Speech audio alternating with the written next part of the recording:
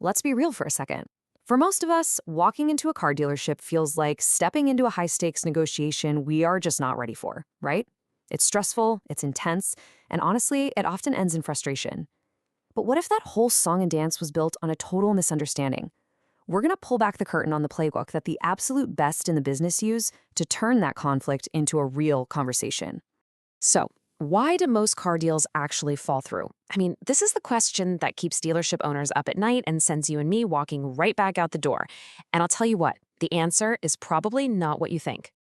You see, while we're all fixated on haggling over that sticker price, the real reason deals fall apart is actually baked right into the way dealerships communicate, or more often, the way they don't. It's a system problem, through and through. And that problem has a name: the invisible manager. Oh, you know who I'm talking about. That mysterious figure who only seems to appear from a back office when things have already gone sideways. They turn a simple conversation into a confrontation and basically confirm every bad stereotype we have about buying a car. And look, this one mistake, it creates this whole cascade of failures. When the manager's a ghost, the customer just feels like a number, not a person. The deal loses all its momentum, it just drifts. And by the time the manager finally shows up to solve a problem, the customer has already emotionally checked out. They're basically halfway to their car. So how do the best dealerships completely flip this script? Well, it's not with slicker sales tactics or bigger discounts. It's with a system that's designed not to sell, but to serve.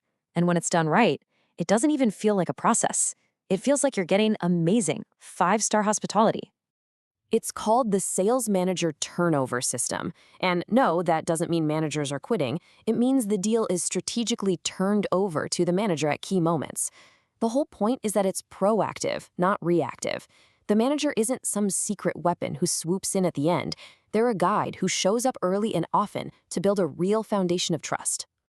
And this is not a casual, hey, how's it going? The system is super intentional. We're talking a target of 3 to 6 strategic manager interactions for every single customer.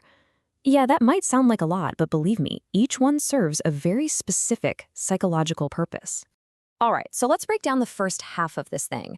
These first few steps, they are all about disarming the customer's natural defenses and making it clear that the dealership team are allies, not enemies. It all kicks off with a simple introduction. Then it moves to making sure everyone's on the right track. And finally, it solidifies that emotional connection to the car. In that first step, it's so simple, but it changes absolutely everything. This is the Early Manager Introduction, or EMI. It happens within the first 5, maybe 10 minutes you're there. The manager isn't there to talk numbers or pressure you. They're just there to establish a little authority and a lot of warmth. This one simple act tells your brain, okay, you're in good hands here. I'm personally invested in making this a good experience. It just completely flips the dynamic right from the start. Now, steps 2 and 3, this is where the real mind shift happens. The whole goal is to move the customer from a detached, analytical, I'm just researching mode into an emotional, I could own this mindset. It's about getting them to stop comparing cars and start picturing this car in their driveway. And the manager does this by re-engaging with questions just like these. They seem so simple, right? But what they're really doing is getting the customer to say yes out loud. You see, when we say something out loud, our brains want to stay consistent with that statement. We start working to justify why it's the right choice. It's a powerful little psychological trigger. Okay, so foundation of trust is there. The customer is feeling good, they're emotionally invested. Now the system totally shifts gears. We're moving from building a relationship to actually making the deal. Now we'll see how this approach lets the manager take control of the really sensitive parts, the numbers, and that final decision. This is where the manager's presence becomes a total non-negotiable.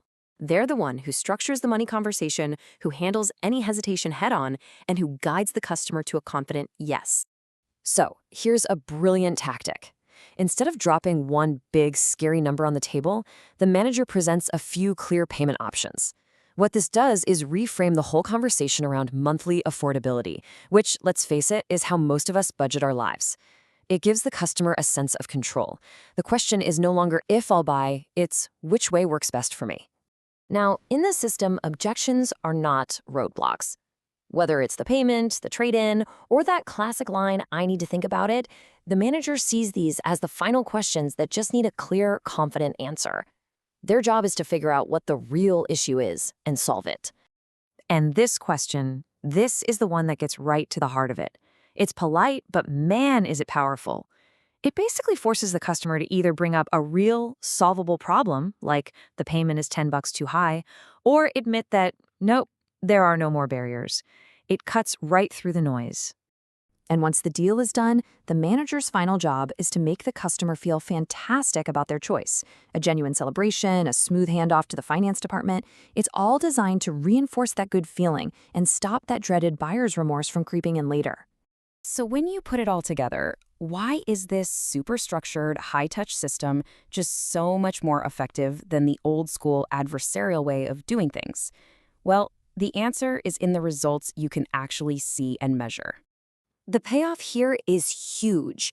By building trust and keeping control of the process, dealerships see a direct hit to their bottom line. We're talking higher close rates, much better customer satisfaction scores, more business in the finance office, and maybe the most important thing of all, more referrals, which, is the lifeblood of any healthy dealership. Ultimately, what you get are two completely different types of businesses. On one side, you've got the store that just grinds it out, where the manager is an obstacle and every single deal feels like a fight. And on the other, you have a store that wins, where the manager is an ally, the whole process feels like good hospitality, and customers leave feeling like they were truly taken care of.